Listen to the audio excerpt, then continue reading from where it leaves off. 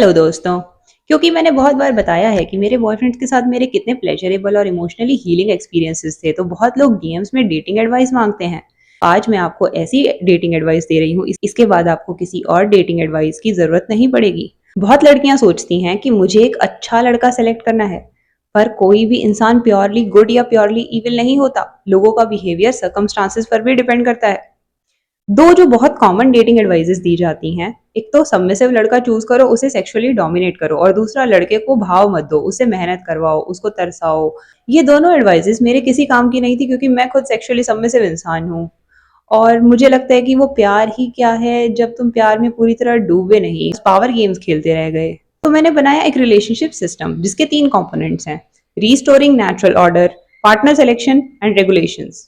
सबसे पहले तो आप ये समझो कि ट्रेडिशनली अरेंज मैरिज का सिस्टम और प्रोस्टिट्यूशन का सिस्टम बिल्कुल एक जैसे हैं। इनमें एक औरत की बेसिक सर्वाइवल लेवल नीड्स भी तब तक पूरी नहीं की जाती जब तक वो एक मर्द को अपने प्राइवेट पार्ट्स में पेनिट्रेट ना करने दे।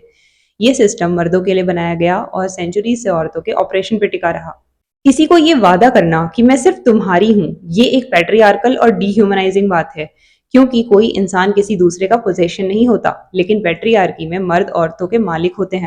शादी का सिस्टम पैट्रियार्की ने इसीलिए स्टार्ट किया ताकि हर मर्द को एक औरत मिल सके जो सिर्फ उसके साथ सेक्स करती हो, ताकि उससे पैदा होने वाले बच्चे सिर्फ उसके हों, जिनको वो अपनी प्रॉपर्टी दे सके और उसके खानदान का नाम आगे बढ़ा सके।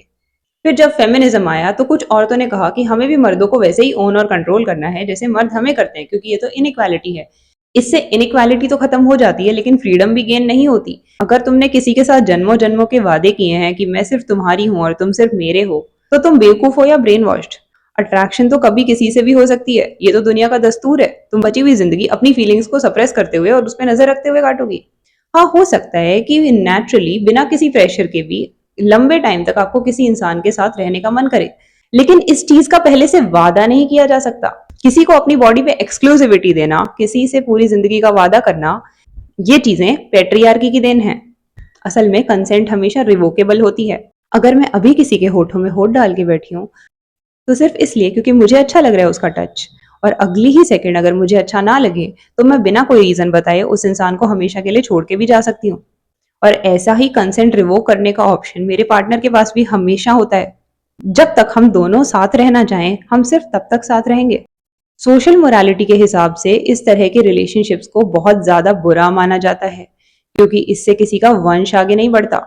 और एक खुदगर्ज सोसाइटी अपने ही वजूद को कैसे मिटने देगी, चाहे वो बेकसूरों को हार्म करके ही क्यों ना टिकी हुई हो। लेकिन असल में ये एक्शन मोरली न्यूट्रल और गुड के बीच में आता है, क्योंकि हम किसी को हार्म, एक्सप्लॉइट या अब्यूज नहीं करते। इनफैक्ट ब्रेकअप के बाद मेमोरीज में बहुत हसीन यादें रह जाती हैं। और बहुत से लोगों ने कहा है कि मुझे डेट करके तो उनकी सेल्फ एस्टीम में भी इजाफा हुआ है, बस कभी घमंड नहीं किया। लेकिन ऐसे तो कई लड़के तो कभी इंप्रेस ही नहीं कर पाएंगे लड़कियों को, वो तो सिंगल ही मर जाएंगे। जी हाँ, यही दुनिया का दस्तूर है, ऐसा ही होना चाहिए। अगर कोई लड़का अपने जीवन काल में 4 बिलियन महिलाओं में से एक को भी इंप्रेस नहीं कर पाया, तो वो कितनी गिरी हुई सोच वाला रहा होगा कि कोई भी लड़की एक बार बात करते ही उसे रिजेक्ट कर देती है। लेकिन सिर्फ लड़के ही लड़कियों को इम्प्रेस क्यों करें? क्योंकि विमेन को मेन में ज्यादा इंटरेस्ट महीने के कुछ ही दिन तक होता है, और जिंदगी के कुछ ही सालों तक। औरतें हर वक्त सेक्स के बारे में नहीं सोचती, वो सेक्स करके जिंदगी में हायर पर्पसेस की तलाश में निकल पड़ती हैं। जैसे कि मैं, मेरे 25 की उम्र में मेरा लवर गर्ल एरा खत्म हो चुका है। पर मर्दों का इंटरेस्ट प्यूबर्टी से लेके हमेशा और हर दिन रहता है। अभी भी मेरे डीएम्स में लड़के मिलते हैं। यही नेचुरल ऑर्डर है। Because I am a woman who doesn't need a man but only wants main for pleasure purposes, मेरे अराउंड ये नेचुरल ऑर्डर ऑटोमेटिकली रीस्टोर हो जाता है। बॉयफ्रेंड्स एक दूसरे से इनसिक्योर और जेलस होने लगते हैं। वे मेरी पसंद की नई नई चीजें ट्राई करते हैं और पूछते भी हैं कि आज तक तुम्हारा कोई और बॉयफ्रेंड भी ऐसा कर पाया है क्या। रोमांटिक हीरोज के जैसा बर्ताव करते हैं। रोल प्ले में भी अपनी पूरी क्रिएटिविटी यूज करते हैं, कुछ डिमांड नहीं करते, बहुत प्यार करते हैं, और मुझे ज्यादा से ज्यादा सेक्सुअल प्लेजर देने की कोशिश करते हैं। हर लड़का खुद को बाकियों से बेहतर साबित करना चाहता है। लड़के मेरे ये बोलने के बाद भी कि मैं एक इंसान को एक नंबर में कैसे तोल सकती हूँ, मुझे तो स्कूल में भी ग्रेडिंग सिस्टम ठीक नहीं लगता था, उसके बाद भी प्लीज प्लीज करके मुझसे अपनी रेटिंग मांगने लगते हैं एज अ बॉयफ्रेंड। लेकिन जितना जरूरी इस नेचुरल ऑर्डर को रिस्टोर करना है, उतने ही जरूरी है बाकी के 2 कंपोनेंट्स, जिनकी बात मैं नेक्स्ट वीडियोस में करूंगी।